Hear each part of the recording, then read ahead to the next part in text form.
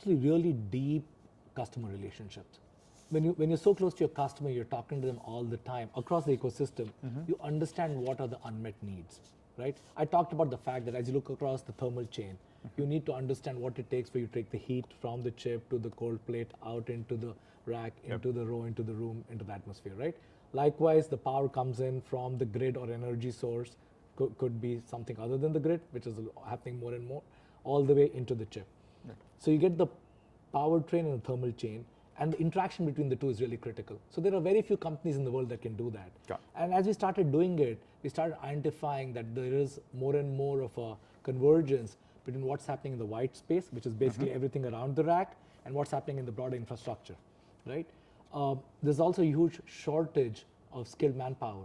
There's a lot more need for speed and scale. The unit of compute is now an entire AI factory, right? So we said, guys, how do we enable an AI factory?